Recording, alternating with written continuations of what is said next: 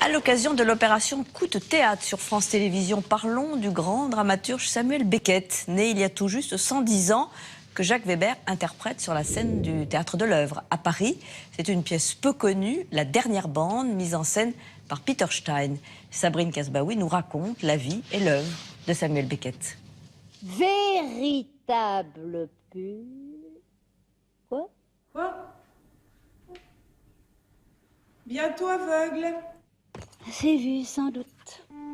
Plus de 50 ans entre l'interprétation de Winnie par Madeleine Renaud dans Oh les beaux jours, l'un des chefs-d'œuvre de Samuel Beckett, et celle de Catherine Fro. Ah oui. Plus de 50 ans et pas un geste n'a bougé, tout comme la puissance du théâtre et de la langue de cet Irlandais prix Nobel de littérature. Je viens juste d'écouter ce pauvre petit crétin pour qui je me prenais il y a 30 ans. Un théâtre auquel vient de se frotter Jacques Weber dans La dernière bande, où il interprète la fin d'un écrivain raté dans une mise en scène de Peter Stein. Qu'est-ce que c'est? Aujourd'hui, une année. Alors qu'est-ce qui fait la force du théâtre de Beckett et pourquoi l'a-t-on rangé un peu trop vite dans la case absurde? Pour moi, c'est un bonheur parce que j'ai toujours adoré deux choses, composer et faire des vieux. J'adore faire le vieux.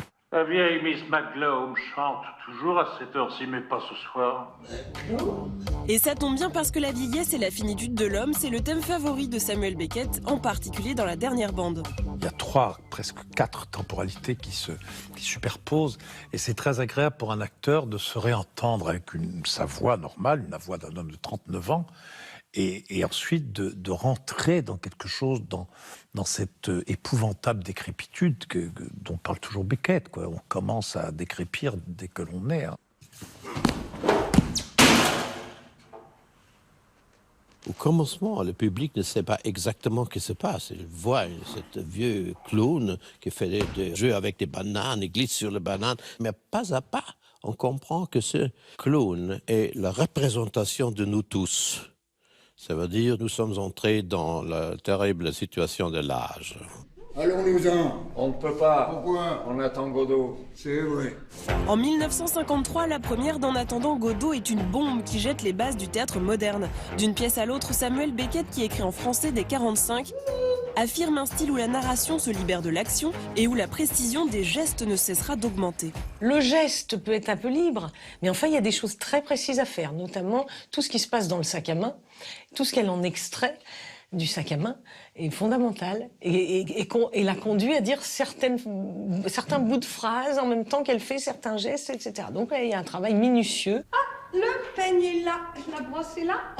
J'ai pu les rentrer après m'en être servi, mais normalement je ne rentre pas mes choses après m'en être servi. Preuve en est avec les didascalies, vous savez, ces indications de mise en scène ajoutées par l'auteur. C'est une partition. Vous avez des blanches, des noirs, pause, longue pause, mini-pause, bref, rire éclat, 2 éclats, un éclat.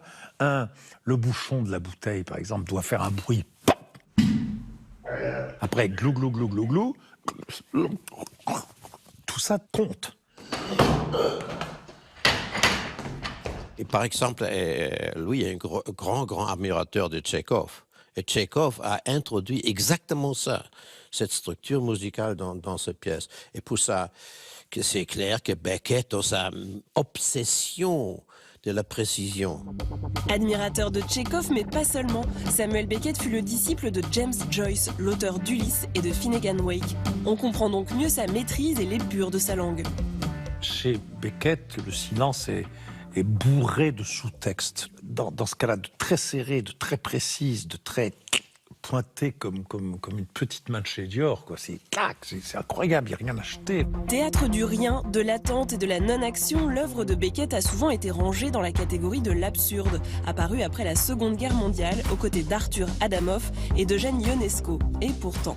Il théorise et il accepte l'échec de l'artiste. C'est-à-dire un échec, justement, dans la capacité à représenter le monde, à lui donner un sens. Et donc, c'est dans l'acceptation de cet échec et la mise en pratique de cet échec que se situe la nouvelle condition de l'artiste, si vous voulez. Il ne voulait pas être absurde, absolument pas. Il voulait seulement élaborer et analyser la réalité de l'existence humaine avec une énorme précision dans les détails. Ah, heureusement qu'on rigole quand même avec Beckett. C'est une puce. Une puce? Son humour noir, c'est aussi ça, la force de son œuvre. Moi, que ça soit un morpion. La tragédie ne peut pas durer trop longtemps.